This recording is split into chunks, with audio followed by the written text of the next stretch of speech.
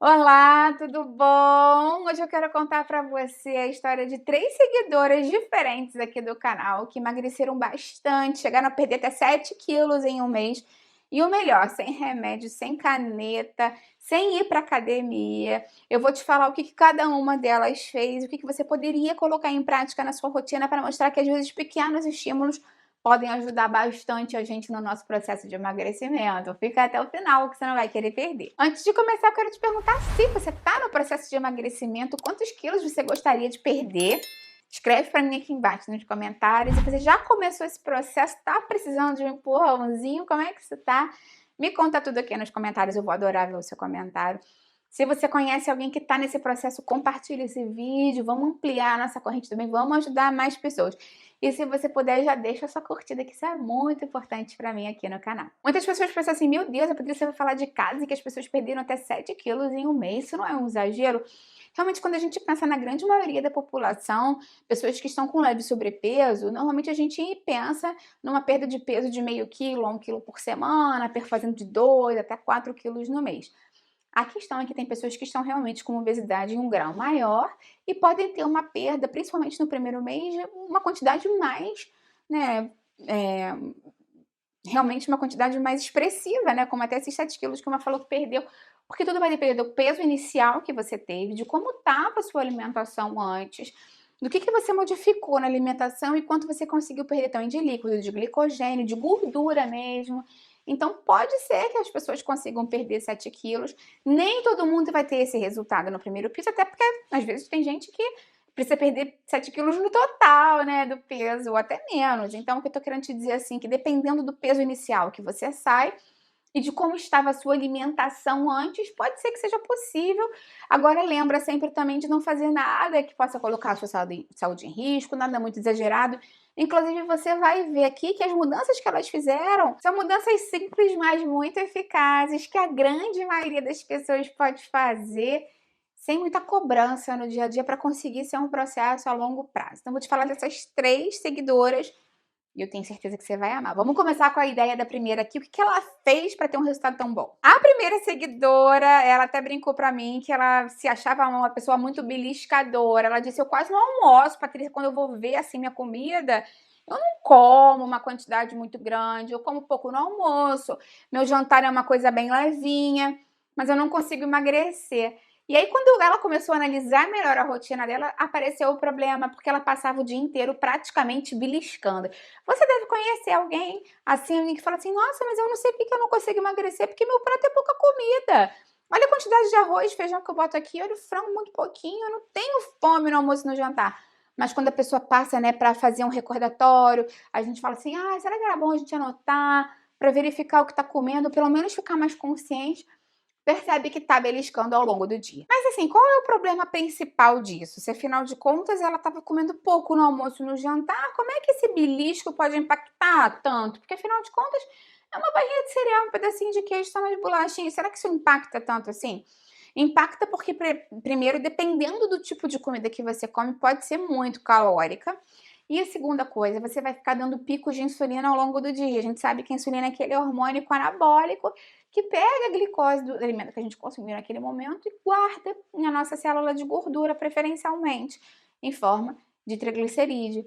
Então, além disso, ela bloqueia a saída da gordura armazenada. Isso significa que enquanto a insulina está alta no nosso sangue, o corpo tem dificuldade de acessar, de queimar os estoques de gordura naturalmente presentes, né? Então, o organismo fica em modo anabólico, de guardar energia, ao invés de ficar no modo catabólico, de queimar essa energia. Então, quando a pessoa belisca toda hora, a insulina não consegue chegar a cair. E aí perde essa flexibilidade metabólica, que é essa capacidade do organismo alternar entre esses modos e usar de forma de combustível a gordura corporal. Então, a mudança dessa seguidora foi simples, mas assim, foi poderosa. Ela parou de beliscar e passou a ter refeições estruturadas, focando muito em proteína e em fibra. Ela começou a incluir mais ovo, mais frango, iogurte, carne, fontes proteicas ao longo do dia. E a gente sabe que isso aumenta o emagrecimento, primeiro pelo efeito térmico do alimento, né? Que a proteína tem um efeito térmico maior, ela precisa de mais caloria para ser metabolizada. mas também como ela acrescentou muita fibra, ela acrescentava muita chia, muita linhaça, muitos vegetais na alimentação do dia a dia. Inclusive, às vezes ela tomava um iogurte com psyllium, ao invés de jantar com umas frutas e tudo mais. A gente sabe que isso estimula também a liberação de alguns hormônios intestinais, como o GLP-1, que a gente fala tanto das canetas aí emagrecedoras. Obviamente, comparando, né? Nunca falando que elas são iguais, mas secreta esse hormônio. Então, ajuda a sinalizar mais a sensação de saciedade ao cérebro. Então, quando ela estabilizou os horários das refeições, aumentou proteína e fibra, finalmente ela conseguiu fazer com que ela aumentasse o intervalo entre as refeições, que essa insulina conseguisse ter aquele ciclo natural dela de cair ao longo do dia e o corpo começa a acessar a própria gordura, gastar o combustível.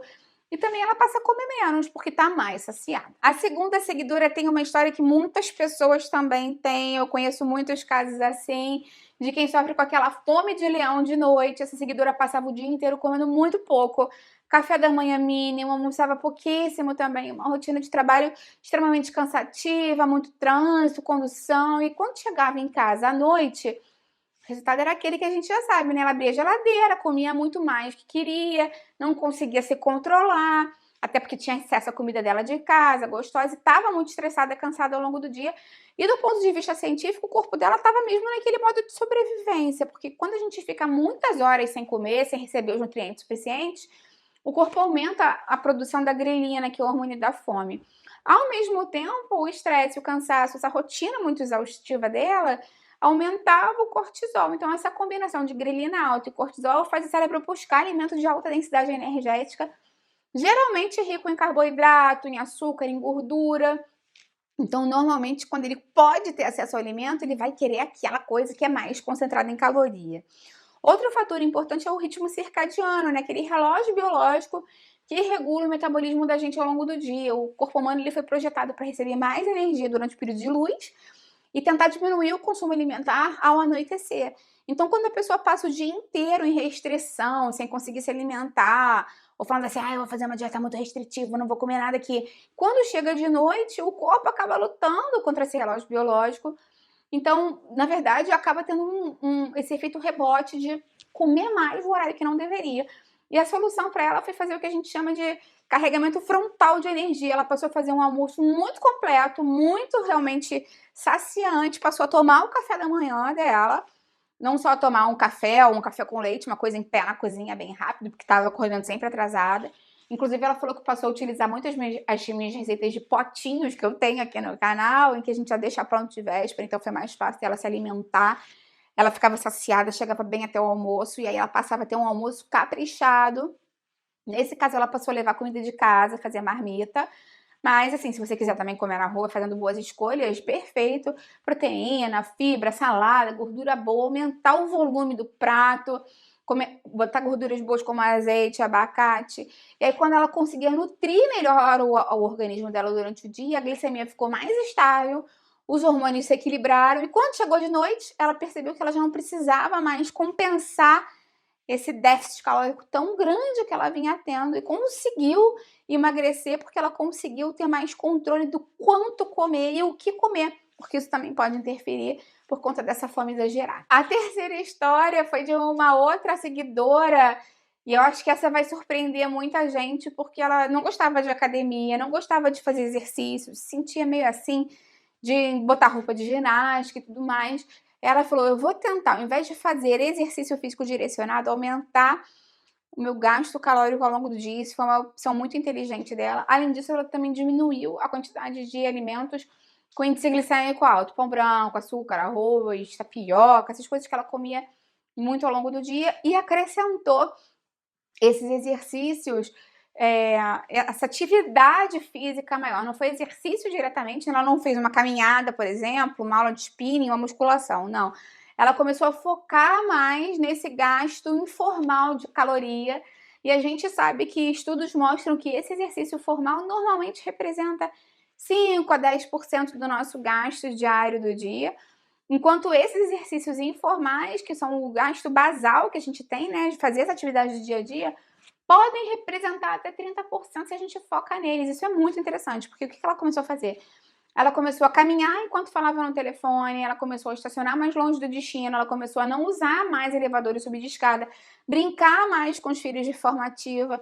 Então, esses pequenos movimentos ativam uma enzima interessante, que é a lipoproteína lipase, que ajuda a retirar a gordura da corrente sanguínea para ser utilizada como energia.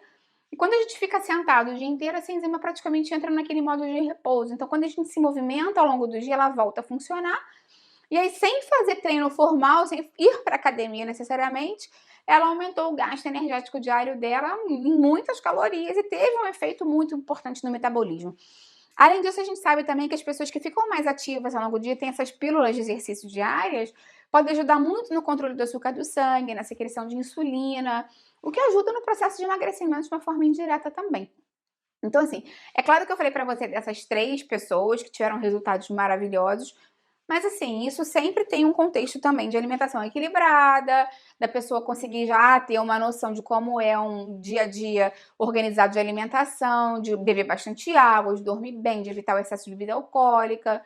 Então lembra sempre que são ideias interessantes para você colocar em prática e que você pode colocar essas ideias em prática também para ter resultados benéficos. Agora, você já tem uma condição de saúde, está preocupado, você precisa emagrecer muito rápido por conta de uma cirurgia, de um problema de saúde sério. Lembra que esse vídeo aqui é meramente informativo. Qualquer informação extra que você precise direcionada especificamente para você, fala com o seu nutricionista ou seu médico aí da sua cidade. Se você puder pensar em 3 pilares que a gente consegue tirar dessas ideias, basicamente, são focar em proteína e fibra para preservar a massa muscular e conseguir fortalecer a saciedade, evitar o descontrole alimentar à noite, que é aí que muitas pessoas erram, né, que fazem mais ou menos uma restrição aqui durante o dia e de noite, né, não conseguem controlar. E o terceiro é se manter mais ativo, não necessariamente com atividade física, mas exercício ao longo do dia, né, não direcionado, pode te ajudar. Lembra que eu tenho um desafio bem legal aqui de emagrecimento, tá todo mundo adorando. Se estiver interessado, eu vou deixar o link para ele aqui embaixo. Me conta aí o que você mudaria hoje mesmo para tentar estimular o seu emagrecimento de forma natural. Eu vou adorar ver o seu comentário. Lembra de deixar a curtida no vídeo, que isso me ajuda muito, e compartilha com quem precisa dessas dicas. Vamos juntos ampliar essa corrente do bem. É isso que eu quero aqui com o canal. Até a próxima. Tchau, tchau.